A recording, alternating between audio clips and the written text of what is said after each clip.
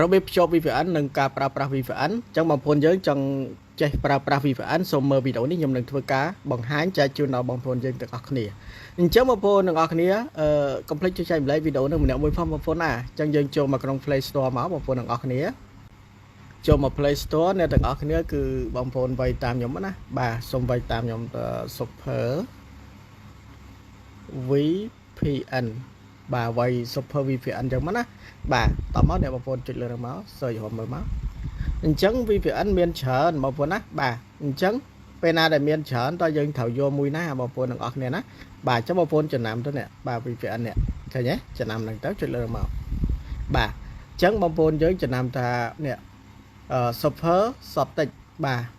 អញ្ចឹងបងប្អូនទាំងអស់គ្នានេះបងប្អូនទាំងអស់គ្នានេះ VPN នេះបងប្អូនចំណាំបែបហ្នឹងទៅណាបើរកអត់ឃើញចាំតាក់ទងមកខ្ញុំមកចាំខ្ញុំឲ្យបងប្អូនយើងតម្លើងតាម file ចឹងទៅណាបាទអានោះបើសិនបងប្អូនរត់ឃើញចូលមកប៉ុន្តែចំណាំនេះបាទ Super Softex បាទបងប្អូនចំណាំបែបហ្នឹងហើយយើងចុច install មកបាទយើងរងចាំតិចទៅបងប្អូនណាខ្ញុំប្រាប់អំពីរបៀបភ្ជាប់ហើយនឹងការប្រើប្រាស់ VPN ណាហ្នឹងហើយបាទអញ្ចឹងពេញបងប្អូនទាំងអស់គ្នាអញ្ចឹងអ្នកទាំងអស់គ្នាគឺយើងយកកន្លែង open មកបាទចុចលើ open មកបាទបន្ទាប់មកបងប្អូនយើងយកពាក្យថា allow ចុចលើពាក្យថា allow នឹងមក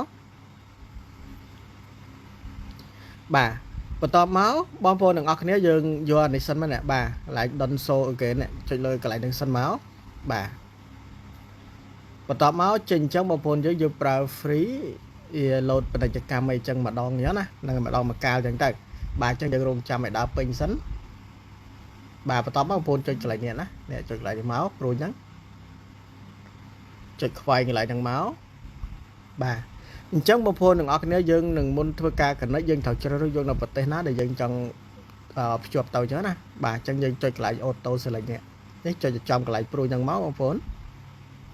បាទអញ្ចឹងបងប្អូនទាំងអស់គ្នាមានប្រទេសជាច្រើនទៀតចឹងទៅណាបាទអញ្ចឹងបងប្អូនយើងចង់ភ្ជាប់ទៅប្រទេសណាមួយចឹងទៅបាទអញ្ចឹងខ្ញុំឧទាហរណ៍ថាខ្ញុំយក US បាទប្រទេសអាមេរិកចឹងទៅណាបាទចុចលើទៅមកថិចលើទៅមកបាទអញ្ចឹងយើងបានយកប្រទេសUS ហើយបន្ទាប់មកយើងចុចពាក្យថា connect បាទចុចពាក្យថា connect មកបន្ទាប់មកបងប្អូនចេញអញ្ចឹងបងប្អូនយកពាក្យថាអូខេយើងរងចាំសិនដើម្បីឲ្យ load បាទពេលយើង connect យើងរងចាំឲ្យ loadបាទឃើញសញ្ញានៅលើអេក្រង់ខាងលើក្បែរអ៊ីនធឺណិតរបស់យើងបងប្អូនទាំងអស់គ្នានេះ load បែបហ្នឹងនេះឃើញបងប្អូនមើលឃើញខាងលើនេះគ្នាឃើញសញ្ញា load មកហើយដូចកូនសៅហ្នឹងបាទហ្នឹងហើយអញ្ចឹងយើងភ្ជាប់បានហើយអញ្ចឹងយើងចង់ដឹងថាភាគរយនៃការភ្ជាប់ហ្នឹងបានប្រមាណភាគរយបងប្អូនចូលមក Chrome បាទចុចចូលមក Chrome របស់យើងមកយើងចូលទៅមើលនេះចុចចូល Chrome បាទយើងរងចាំបន្តិចបន្ទាប់មកយើងចុច search ទៅបងប្អូនសូមវាយតាមខ្ញុំបាទ who បាទបងប្អូនវាយមក whoever ណាបាទ whoever.net បាទនេះបងប្អូនយើងវាយ whoever.net ចឹងមកនេះនៅខាងលើហ្នឹងចុចលើកន្លែងហ្នឹងមកបាទអញ្ចឹងមាន website បែបហ្នឹង whoever.net ណាបងប្អូនចុចចំកន្លែងហ្នឹងទៀតមក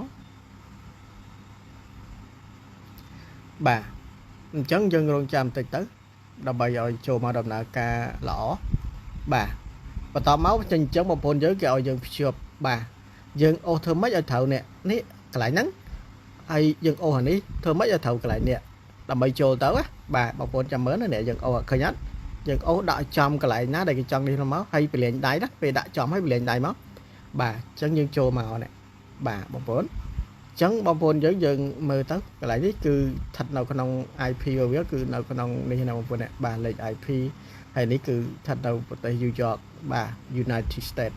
បាទអញ្ចឹងបងប្អូនទាំងអស់គ្នាយើងចង់ដឹងថាភាគរយនៃការភ្ជាប់បាទVPN ហ្នឹងមានប្រមាណភាគរយដើរលឿនឬមួយក៏ដើរយឺតបងប្អូនអូសទៅលើទៅអូសទៅលើអ្នកទាំងអស់គ្នាយើងមកមើលកន្លែងនេះឃើញទេអញ្ចឹងបើកន្លែងនេះមានត្រឹម 90% អាហ្នឹងបាទល្អបងប្អូន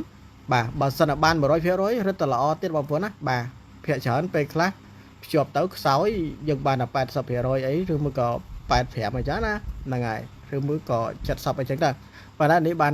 90% បាទបាន 90% គ្រាន់បើហើយបាទបើខ្ពស់ជាងគេបំផុតនោះគឺ 100% ណាបងប្អូនទាំងអស់គ្នាហ្នឹងហើយបាន 100% គឺអេមបាទដំណើរការល្អអញ្ចឹងនៅពេលណាដែលយើងបានភ្ជាប់ VPN អញ្ចឹងហើយបងប្អូនទាំងអស់គ្នានឹង យើងអាចចូលមើលនៅក្នុង Facebook ក្តីចូលទៅមើលអីក្តីផ្សេងៗណាបងប្អូនទាំងអស់គ្នាហ្នឹងហើយអញ្ចឹងគឺយើងមើលទៅវាទូលំទូលាយទោះបីចូលមើល Facebook បាទបើសិនជាគេនៅបរទេសគេបិទប្រទេសបិទអីដូចថាប្រទេសយើងហ្នឹងគេអត់ចង់ឲ្យយើងឃើញហ្នឹងអញ្ចឹងពេលណាដែលយើងប្រើ VPN គឺយើងបានមើលឃើញទោះគេបិទក៏ដោយក៏យើងនៅតែមើលឃើញដែរបងប្អូនណាបាទហើយសម្រាប់បងប្អូនយើងដែលចង់រកលុយយើងភ្ជាប់ VPN យើងភ្ជាប់បែបហ្នឹងដូចគ្នាក៏ប៉ុន្តែនៅយើងនៅ fake GPS មួយទៀតបាទយើងនៅធ្វើការភ្ជាប់ GPS មួយទៀតបងប្អូនណាបាទ fake GPS ណាអាហ្នឹងសម្រាប់អ្នកដែលរកលុយអញ្ចឹងទៅ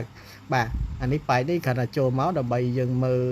បាទព័ត៌មានអីផ្សេងបាទមើលនៅក្នុងបណ្ដាញសង្គម social អីចឹងទៅបាទនៅតាមបណ្ដាប្រទេសអីផ្សេងគឺបានឃើញសពបែបយ៉ាងចឹងទៅបងប្អូនណាបាទហើយនៅពេលណាដែលយើងចង់ផ្ដាច់នៃការភ្ជាប់វិញបងប្អូនទាំងអស់គ្នាយើងចូលទៅផ្ដាច់ VPN វិញចុចចូលមកបាទហើយយើងចុចកន្លែងព្រួយនេះមកបើចេញអញ្ចឹងណាបាទហើយយើងអ្នកទាំងអស់គ្នាគ្រាន់តែចុចលើកន្លែងហ្នឹងមកបាទកន្លែង disconnect នេះចុចលើហ្នឹងមកបាទអញ្ចឹងយើងបានផ្ដាច់ VPN វិញបងប្អូនណាបាទបើសិនចង់ភ្ជាប់វិញយើងចុចលើហ្នឹងទៀតទៅ